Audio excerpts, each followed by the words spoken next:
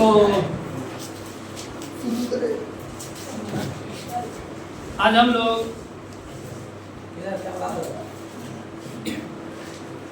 BST का last chapter बाजार पढ़ने जा रहे हैं। जब बाजार कंप्लीट हो जाता है आप लोगों का, तब आप 50 नंबर क्लियर कर लीजिए। यानी कि बीएसटी का यह लास्ट चैप्टर है बाजार। और जब बाजार चैप्टर पढ़ करके हम लोग क्लियर कर लेते हैं तो आपका 50 नंबर क्लियर हो जाता है। तो आज हम लोग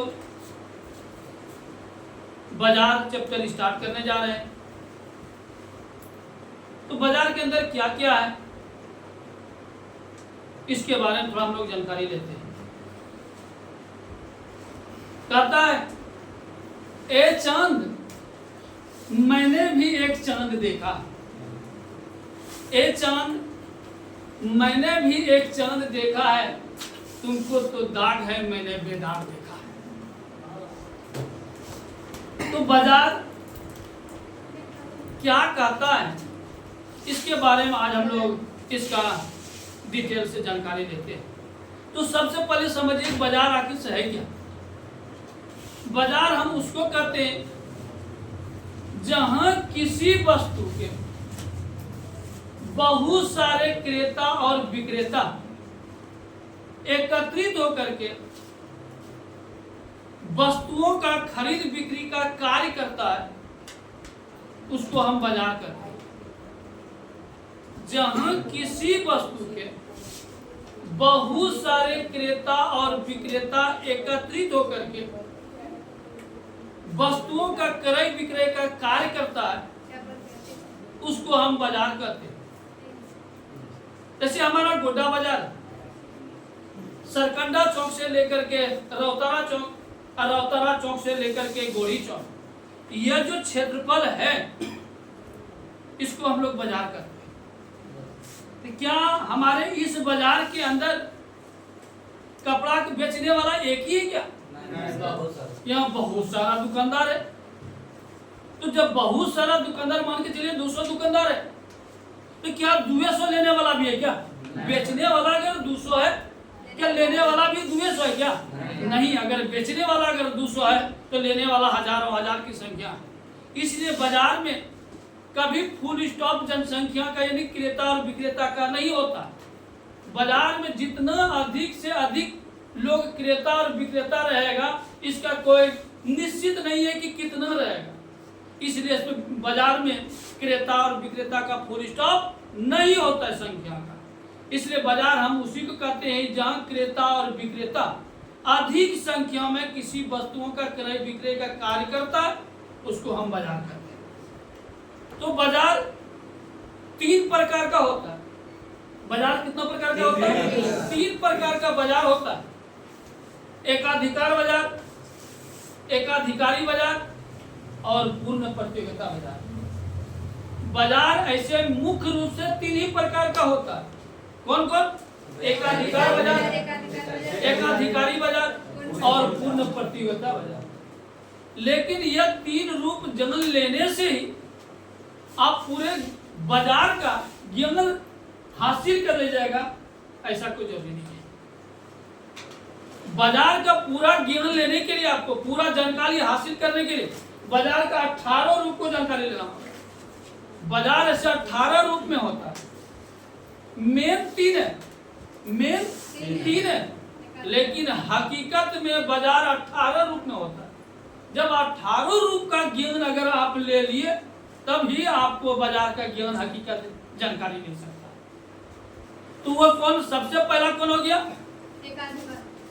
वह प्रतियोगिता के आधार पे आ गया। किस पर आ गया? 3 प्रकार का जो बाजार है वह प्रतियोगिता के आधार पे आता है। एकाधिकार प्रतियोगिता, एकाधिकारी प्रतियोगिता, पूर्ण प्रतियोगिता, यह प्रतियोगिता। लेकिन ऐसे बाजार यह 18 रूप जो है, पहले इसको 4 भागों में बांटा गया। पहले कितने भागों में? 4 भागों में। स्थान के अनुसार, समय के अनुसार, प्रतियोगिता के अनुसार और कार्य के अनुसार। अब ये जो 4 है, फिर इस चारों को तोड़ा गया, फिर इस चारों को तोड़ा गया। स्थान के अनुसार फिर बाजार 4 प्रकार का होता है। स्थान के अनुसार बाजार फिर 4 प्रकार का होता है। अब यहाँ देखिए क्या, स्थान के अनुसार 4 प्रकार, स्थानीय बाजार, प्रादेशिक बाजार, राष्ट्रीय बाजार और अंतर्राष्ट्रीय बाजार। उसके बाद समय के अनुसार फिर बाजार कितने प्रकार का होता है? 4।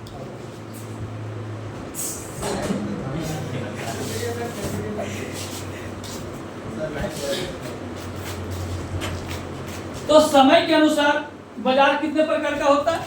4 प्रकार का होता है। दैनिक बाजार, अल्पकालीन बाजार, दीर्घकालीन बाजार, अति दीर्घकालीन बाजार। उसके बाद प्रतियोगिता के आधार पर, अभी तो तुमने पहले बताया, प्रतियोगिता के आधार पर बाजार 3 प्रकार का होता है। कौन कौन होता है? प्रतियोगिता के आधार पर बाजार 3 प्रकार का होता है। एकाधिकार प्रतियोगिता, एकाधिकारी प्रतियोगिता, या बाजार भी बोल सकते हैं। एकाधिकार बाजार बोलिए, प्रतियोगिता बोलिए। तो एकाधिकार बाजार, एकाधिकारी बाजार और पूर्ण प्रतियोगिता बाजार। उसके बाद चौथा क्या है? कार्य के अनुसार बाजार फिर 3 प्रकार का होता है। मिश्रित बाजार, विशिष्ट बाजार और नमूने का बाजार।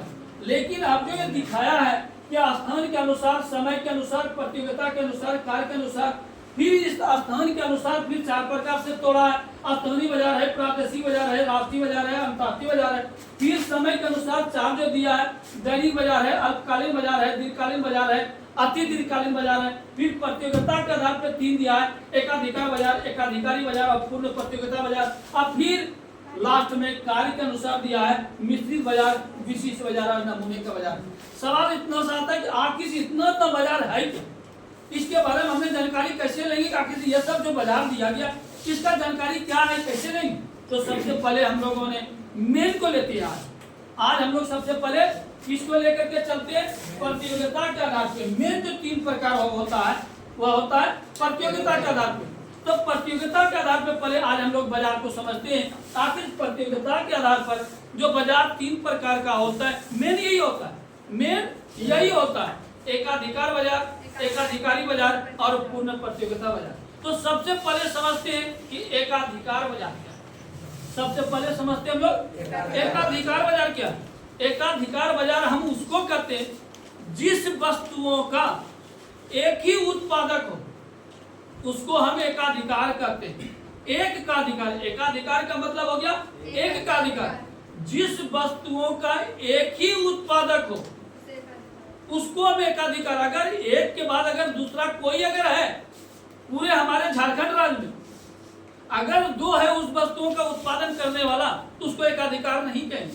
लेकिन अगर पूरे राज्य पे लीजिए या पूरे देश लेवल पे लीजिए, एक ही आदमी उसका बेचने वाला है, एक ही आदमी उत्पादन करने वाला है, उसी को हम एकाधिकार कहेंगे। या तो आप राज्य लेवल पे चलिए या तो देश लेवल पे चलिए, उसको हम एकाधिकार कहते हैं। जैसे आप राज्य लेवल पे चलिए, ये जैसे बिजली है, ये झारखंड सरकार ही इसका बिजनेस करेगी। झारखंड सरकार ही इसको क्या करता है, ये पूरे झारखंड में इसका जो उत्पादन है वो झारखंड सरकार ही करेगी। और इसका जो बेचने का जो काम है, तो बिजनेस न है। क्या है? बिजली भी बिजनेस है। जिस तरह हम लोग कारोबार करते हैं वो सरकार कारोबार करती है। ये क्या हो गया? बिजली एकाधिकार का चीज है, गैस एकाधिकार का चीज है, ट्रेन एकाधिकार का चीज है, पेट्रोल एकाधिकार का चीज है, डाकघर एकाधिकार है, बैंक नहीं है, डाकघर है। तो अब सवाल आता है कि एकाधिकार कैसे है, इसको समझना है। जैसे कि अभी सरकार 6 रुपया यूनिट बिजली देती है। कितना? 6 रुपया मायने रखता है। 6 रुपया यूनिट, 6 रुपया 7 रुपया यूनिट मायने रखता है एक आदमी को के घर में उपयोग करने के लिए। लास्ट में जब महीने में बिल आता है कि किसी का 4000 रुपया हो जाता है, किसी का 5000 रुपया हो जाता है, तो आम लोगों के बस की बात नहीं है जो बिजली का वह सुख ले पाएगा। इसलिए कभी आपने देखा है क्या कि सरकार अगर 6 रुपया यूनिट बिजली दे रही है तो हम भी जाकर के बिजली का उत्पादन करके क्या कहता है 3 रुपया यूनिट हम बिजली क्या कहता है बेच रहे हैं। या किसी को सुना है कि सरकार के क्या कहता है पोल पे नहीं लगा करके दूसरे के पोल में जाकर के खुद टोका लगा पाएंगे। आपने कभी सुना है क्या? लगा है क्या? नहीं। यह हो गया एकाधिकार। यानी कि सरकार जो निर्णय ले ली कि हमको 6 रुपया के जगह पे 8 रुपया यूनिट बेचना है, तो चाह करके हमें कुछ नहीं बिगाड़ सकिएगा। लेना है तो लीजिए, नहीं लेना है तो आप भिबरी जलाइए, सरकार का कुछ नहीं बिगड़ने वाला। वो जो निर्णय सरकार ले ली हमको कितना 7 रुपया यूनिट हमको देना है पूरे झारखंड में, 1 यूनिट पे 7 रुपया लेंगे, मायने रखता है। लेकिन यहाँ पे क्या हो गया कि हर लोग उसका उपयोग जब नहीं कर पाएगा तो सरकार के ऊपर वो हल्ला भी कीजिए। आम जनता पूरे झारखंड का जितना भी जनता है क्या कहता है, जो भी सरकार बैठी हुई है हमारे राज्य के अंदर, पूरा झारखंड का हर क्या कहता है जो भी जनता है, अब सरकार हाय हाय करना, नारा लगाना शुरू कर देगा। तो सर नारा लगाने से क्या होगा, सरकार यही तुरंत वहां से क्या कहता है अपना मैसेज करिए, अरे बाबू लेना है तो लो, अन्यथा जाकर के ढिबरी जलाओ। तुम्हारे जैसा जरूरी नहीं है कि तुमको हम करें बिजली जलाने के लिए, जिसको होगा पैसा वो जला देगा, कोई जरूरी है कि तुमको जलाना है। इसलिए यहाँ पर क्या हो गया, अब यहाँ देखिए ट्रेन जो है, हम लोगों ने पहले ट्रेन देखा नहीं था कि ट्रेन कैसे हो, ट्रेन हम लोगों ने देखा क्या, नहीं देखा। लेकिन आज निशिकांत दुबे जो हमारे सांसद है, उनके माध्यम से सरकार को दबाव दिया। केंद्र सरकार, यह केंद्र सरकार का चीज है, यह राज्य सरकार, ट्रेन जो है यह राज्य सरकार का चीज नहीं है, यह केंद्र सरकार का चीज है। यह निशिकांत दुबे हमारे जो सांसद हैं, इन्होंने सरकार को दबाव दे करके इन्होंने ट्रेन चलवाया। कहाँ, गोड्डा से दिल्ली। कौन, हम सफर। कौन सा ट्रेन चलवा दिया, हम सफर ट्रेन चलवाए। किसने, निशिकांत दुबे ने सरकार को दबाव दे करके चला। तो क्या हमारे झारखंड राज्य में क्या करोड़ों का मालिक कोई नहीं है या नहीं है? हमारे झारखंड राज्य में क्या करोड़ों का मालिक कोई है या नहीं है? आप यहाँ देखिए, हमारे बस स्टैंड से जो गोड्डा बस स्टैंड से जो क्या कहता है रांची जाती है जो बस, कलकत्ता जो जाती है, पटना जो जाती है, टाटा जो जाती है, एक बस का कीमत 70 लाख 80 लाख रुपया एक बस का कीमत है। क्या एक तो बस है, चाहे पुष्पांजलि रहे, आशीर्वाद रहे, श्री हरि रहे, क्या पप्पू रहे, एक तो बस उसके पास क्या नहीं, उसके पास नहीं, वैसे तो 25 50 तो 20 तो जरूर बस है। तो एक बस का कीमत जब 80 लाख रुपया, तो करोड़ों का तो ऐसे ही कर रहा। जब वह करोड़ों का ऐसे ही कर रहा, क्या उसको क्या कहते, जब इन्होंने हमारे केंद्र सरकार बोलिए या निशिकांत दुबे के माध्यम से कहिए कि ट्रेन चल रहा है, कौन, हम सफर, गोड्डा टू दिल्ली, गोड्डा टू दिल्ली। तो क्या यह सब आदमी जो बस का मालिक है, जो करोड़ों का खुद है, तो वह अगर सरकार 10 डब्बा ट्रेन चलवाई है, कितना डब्बा, 10 डब्बा, या 2 डब्बा गोड्डा टू हल्दिया, गोड्डा टू छोड़िए दिल्ली, गोड्डा टू हल्दिया, वह अगर हम सफर चलवाया है तो कोई पैसा वाला है, चल हम ट्रेन ले लो चाहिए। अब वहाँ जीवन साथी कौन, किसके नाम से चला रहा है, जीवन साथी। आपने सुना है क्या कि वो सरकार अगर हम सफर के नाम से चलाती है, हम जीवन साथी के नाम से चलावेंगे? आपने सुना है क्या? नहीं। यह ट्रेन क्या हो गया, एकाधिकार हो गया। गैस सरकार, यह सरकारी केंद्र सरकार का चीज है, यह राज्य सरकार का चीज नहीं है, केंद्र सरकार। गैस जो है केंद्र सरकार ही क्या करता है, हम लोगों के पास क्या करता है, जो भी भेजना है, जितना भी देना है, वह केंद्र सरकार ही देती है। जब केंद्र सरकार उसका कीमत रखा है, मान के चलिए 1000 रुपया टंकी, अगर सरकार अगर 1500 रुपया भी टंकी अगर सरकार कर देती है, तो आप कुछ भी सरकार का नहीं, कुछ भी नहीं बिगाड़ सकेगा। लेना का इरादा है तो लीजिए, अन्यथा नहीं लेना है तो बैठा जलाइए। यानी सरकार के ऊपर कुछ भी नहीं हो सकता है। ले आप ही नहीं रहे, सिर्फ आप ही है क्या? नहीं, कोई जरूरी नहीं है आपको दिया जा रहा। जिसको जरूरत होगा, जिसको पैसा होगा, वही न लेगा। इसलिए ऐसा नहीं कि आपको प्रेशर देकर के सरकार क्यों नहीं लेगा, तुमको लेना ही होगा। नहीं, हम क्या करते हैं, इसका कारण सरकार, ये तो बिजनेस कौन कर रही है, सरकार, ये भी बिजनेस है। ये क्या है, बिजनेस है। इसलिए सरकार अगर गैस का कीमत 1000 के जगह पर 1500 रुपया भी अगर सरकार कर भी देती है, तो यहाँ पर आपको लेने का इरादा है तो लीजिए, अन्यथा मत लीजिए। तो यह एकाधिकार में क्या आ गया, बिजली हो गया, एकाधिकार में क्या हो गया, गैस हो गया, ट्रेन हो गया, पेट्रोल हो गया, या क्या हो गया, एकाधिकार हो गया। जिस वस्तुओं का एक ही मालिक हो उसको हम क्या कहते हैं, एकाधिकार। समझ में आ गया एकाधिकार क्या है? अब हम लोग किसको लेकर के चलते हैं, एकाधिकारी। अब दूसरा पॉइंट, प्रतियोगिता के आधार पे दूसरा पॉइंट क्या है, एकाधिकारी प्रतियोगिता। एकाधिकारी प्रतियोगिता हम उसको कहते हैं जिस वस्तुओं का बहुत सारे छोटे छोटे उत्पादक होते हैं, उसको हम एकाधिकारी प्रतियोगिता कहते हैं। जिस वस्तुओं का बहुत सारे छोटे छोटे उत्पादक होते हैं, उसको हम एकाधिकारी प्रतियोगिता कहते हैं। अब बहुत सारे छोटे छोटे उत्पादक, जैसे साबुन है तो लक्स है, हमाम है, सिंतौल है, लिरिल है, खास है, डब है, मार्गो है, रक्सोना है, हमाम है, पियर्स है, बहुत सारी कंपनियों का कैसे साबुन अभी हमारे गोड्डा बाजार में बिक रहा है। ये क्या हो गया? एकाधिकारी। एकाधिकारी प्रतियोगिता को हम गला काट प्रतियोगिता भी कहते हैं। एकाधिकारी प्रतियोगिता को ही गला काट प्रतियोगिता कहते हैं। यानी कि कोई भी कंपनी अगर मनमानी अगर करना चाहे अपने वस्तुओं पर, ग्राहकों को अगर वह ठगना चाहे, तो ये जो दूसरा उधर से आ गया है उसको बढ़ने नहीं देगा। इसलिए एकाधिकारी के तहत एक ही वस्तुओं का बहुत सारे उत्पादक होते हैं, जैसे तेल, हिमगंगे है, नवरत्न है, आंवला है, कीओकार्पिन है, बनफूल है, नहीं निहार है, नारियल तेल है। यह सारा क्या है? तेल। ये एकाधिकारी के अंदर चला आया। किसके अंदर चला आया? एकाधिकारी। कलम है, सैनो कंपनी है, मॉन्टेक्स है, केनी है, होल्ट है, लीक है। यह क्या हो गया? एकाधिकारी में आ गया।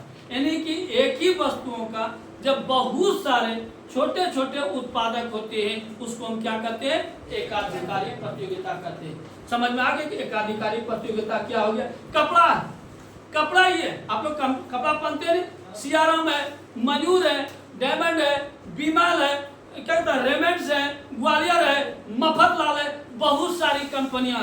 ये किस पर चले आया? यह एकाधिकारी में आ गया। किसमें आ गया? एकाधिकारी की एक ही वस्तुओं का जब बहुत सारे उत्पादक हो उसको हम क्या कहते हैं? एकाधिकारी प्रतियोगिता। समझ में आ गया एकाधिकारी क्या है? अरे एकाधिकार क्या है? अब क्या है? पूर्ण प्रतियोगिता। अब हम लोग पूर्ण प्रतियोगिता को समझते हैं कि पूर्ण प्रतियोगिता क्या है।